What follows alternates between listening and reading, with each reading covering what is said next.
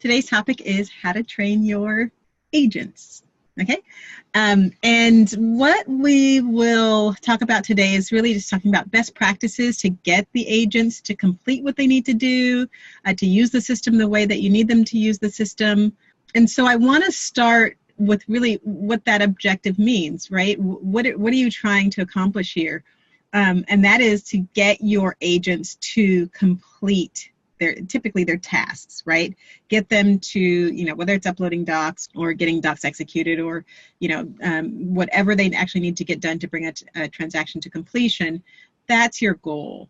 And there are kind of two approaches that help meet that objective. The first one is obviously having the tool to help support achieving that goal, getting those tasks completed. And the second is to train them to do those things and use the system in the manner that's going to be easiest for them to do it and most effective for them to do it. Okay, so those two things, and they kind of work together, right? You need the tool, it needs to be simple, it needs to be straightforward, it needs to be effective, and then you train them to use it effectively, right? So they've got to both be there, because if it's not simple, if the process is not effective, then they're not going to do it, and it's kind of a lose-lose, right? You've got Pipeline, it is the simple system. Now you just got to get that training piece to kind of make it all fit together, okay? All right, so let's hop over to Pipeline.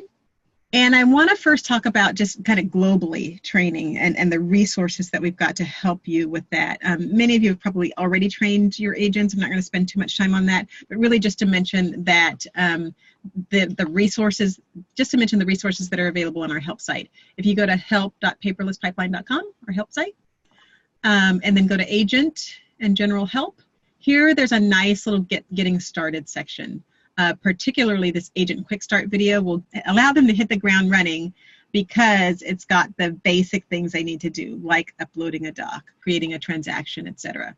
The reason that we sort of looking even a little more broadly, the reason we train you, the admins, so that you can train the agents, is because each office is going to operate differently.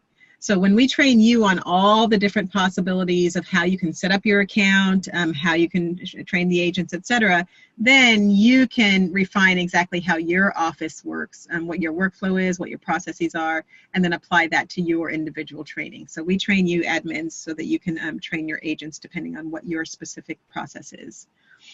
So to that end, as I was about to say, you may or may not allow agents to create transactions, you may or may not allow them to assign, etc. But these are the basic functions that most offices allow agents to do, so this section is usually pretty relevant. And again, if there's something that your office doesn't do, you can exclude that from the training. But again, these resources are here, the quick start video, some basic things that they need to do, typically need to be able to do, creating a transaction, uploading a doc, etc., so that they can access these easily. Okay, and for most of these articles, there's a video, and they're usually short, like under a minute, so nice training, visual training to get them to understand exactly what they need to do. Okay. And then throughout this help site, it's really easy for them to find answers when they've got a question. So if they're looking for something, let's say, related to mail drop address, right, they can search it and it'll whittle down their selections to only those relevant articles. Okay, so that the search area is really helpful for them to find the information that they need. Okay. Okay, so these are the resources that are available. Now, to train them, there are typically 3 options that you've got for training them. One is to do live in-person training. So gather everyone, or maybe do it on a one-on-one basis, whichever is most appropriate for your needs. And then train them directly, giving them demos, showing them the process that you need to go through within Pipeline, etc. Sometimes that's feasible, sometimes that's not, resources-wise or locations-wise, etc., depending on if everyone's spread out. And in those cases where it's not feasible, you can do more of a this online approach, where you point them to the articles, either via email, or maybe you've got an intranet portal that you link to. Most offices will actually include a link to the training in the agent's welcome email. So as soon as they get that welcome email to Pipeline, they've got a link to go and learn more about it. Okay. So that's kind of the second approach. First is in person, second is online resources, and then the third is just a hybrid of the two. Sometimes it's not practical to do everything in person, and sometimes it's not as effective to do everything online. So just kind of marrying the two, so you've got a hybrid of both. Maybe you start out with a training in-person, a brief in-person training, point them to the resources, tell them your expectations. Once you've refined your process, identify what that is to them, and then just kind of integrate the two, whichever is going to best reflect or best communicate your workflow to them. All right. Okay, so let's talk about a few practices here. Like I mentioned at the beginning, the objective is to get them to complete their tasks, right? Everything kind of revolves around that. So the first thing you want to be sure to do, let me hop over to a transaction just so that we're looking in context. So the first thing you want to do is make sure that you use tasks, right?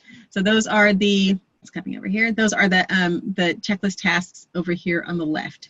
Strongly encourage you, as we probably have regularly throughout these webinars, to use your due dates, right? So they've got an indication of when something's due. They get reminders about it via email each day, and you want to be sure that those are turned on, by the way, for each user. And then they get this visual representation when something's due. And then, of course, on their tasks page, which I'll open in a separate tab here, they can see what's due. So certainly use those set up those tasks. Set up due dates, preferably at the checklist template level, so that each time that checklist template is used, those due dates are already there. If you've got questions about that, feel free to ask us or check out our relative due dates articles on the help site. But setting up those due dates, hugely important. Make your tasks clear and concise, so there's not any ambiguity about what they need to do. And then also make sure that they're relevant. If they're not relevant, and if they're not relevant, they'll be a lot more likely to be ignored, or at least less likely to be relied upon, and they'll start to tune them out. So make sure they're relevant. And part of making sure that they're relevant is making sure that you set visibility, so that you don't want admin-specific tasks to be visible to agents, for example. Then that's just going to be extra clutter for them. They'll they'll start to ignore them because they're not all relevant, or at least have so much more work to do to kind of whittle through them. So if they really need to only be specific to, let's say, listing agents or to selling agents, set them as such. Again, preferably at the template level, so that you don't have to do it on every transaction. And then they're more likely to hone in on those because they are only for them. Okay. And kind of speaking of tuning out or not paying as much attention to them, we've got the sneak peek that I mentioned in the email. I'll talk about in a moment, but it's related to that as well. Just a new feature that's going to really help them identify more, or actually make these more relevant for them. We'll talk about that in a moment. Okay. And then the last thing I wanted to mention, just kind of practice-wise, is place emphasis on the importance of completing these tasks, right? Some offices will see sometimes if the agent has not completed or hasn't checked out, or excuse me, hasn't indicated that they've completed all the tasks, the admin will go ahead and do it for them, or reach out to them and find out that information, which of course you need to at some point, but just really hold them accountable for it. And one way that we see a lot of offices enforce that is by making sure that this completion percentage is at 100% before they'll issue checks, right? So if there are any outstanding tasks, an agent's a lot more likely to hustle to go ahead and make sure that they get done and communicate that with you so that they can go ahead and get their check. So we see that quite a bit. Okay. Okay, and so that's it for tasks. Wanted to also mention another, along that whole theme of ease of use, just really setting up your workflow so that it's most efficient for agents to get their docs into the system. You know, it's one of the things that they do most, so you want to make sure it's easy as possible. And one of the ways is using their mail drop addresses. And there are a couple different things that you can do. You know, I know we've talked about in the past how you want to actually set up your workflow so that it is easiest for agents to get their to mail their docs into the system. And one of the things we talk about a lot is you don't need to cater necessarily to a whole group. Maybe you've got agents with different skill sets. Some are tech savvy, some are not. So you don't want to give your less than tech savvy agent maybe all their mail drop addresses and get them to kind of comprehend that. And then once they get there, assign, they take that pit stop into unassigned docs, and they've got to assign it from there. It might be a little bit more than that agent can bite off and choose. So in those cases, maybe you just give them their unassigned docs mail drop address and have them send everything there, and then an admin signs them on through. We did a webinar last week or the week before, I think, that talked about that, just about really just setting up your workflow so that you kind of cater to the skill set of the different agents and what your workflow needs are and what resources you have as far as admins and agents, so that you kind of balance that when you determine how you want the docs to get into the system, how you want them to be mailed to the system or not, whether they get mailed to transactions directly or to unassigned docs.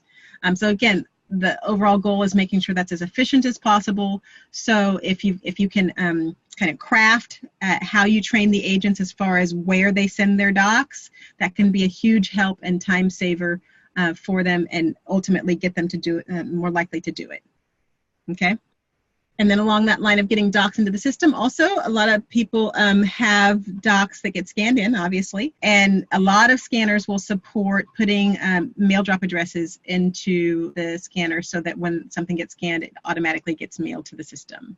And there also you want to define whether the scanner stores individual mail drop addresses for each person, or there's one general mail drop address for the whole account. We recommend doing individual ones because then the docs come in under that person's name.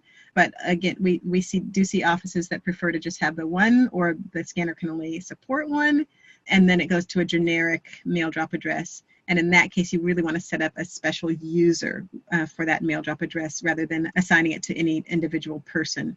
That way, if that person leaves, the mail drop address doesn't leave with it. Okay. And so that's all I've got for training the agents. So I wanted to give you a little sneak peek into something that's coming up soon that's very related to this. A moment ago, we were talking about how you really want to set up your tasks to be relevant, to not be cluttered, so that they won't be ignored, etc. To that end, we'll be adding a feature that will allow agents to indicate that they've completed a task. A visual indication. And a lot of you have asked for that in the past. And so we're super, super excited that that's coming up, and think that that's going to be a huge feature that y'all will really love. So basically what it does, let me switch screens here. There we go. I'm an agent now, and I can come here and I can check this item to indicate that I have completed it. So that is a visual representation to both me, the agent, and the admin that the agent has checked off this item. The admin still needs to come in and do their official check, but this lets me know when I'm here a few things. I can visually see that it's done, so I don't keep having to wonder, well, did I do this? And I go check the docs to see whether it's actually done, I actually uploaded it or not, or have to remember. Also, it stops the reminders from coming, my daily reminders about this, because I've already uploaded it. That way, if the admin has not had a chance to check it off yet, I won't get reminded erroneously. Okay, and that lends toward that whole, I'm not going to kind of discount these reminders or these tasks, because everything is a lot more relevant now. It's more likely that I really have not done these things that I'm being reminded about because I didn't check them off. Okay. So as an admin, I can just come here and check it as I normally would, right? So I check that one. Actually, I should have just checked those ones that they've indicated, not those down there. That was my fault. Okay, right? Check those ones that they've indicated once I've gone over here and confirmed that they are indeed complete, right? And so I'm not going to go fully into that. Just wanted to give you a sneak peek of what's coming, so that you've got kind of a heads up. Again, we're pretty excited about it. Hope that you will be too. That's all I've got for today.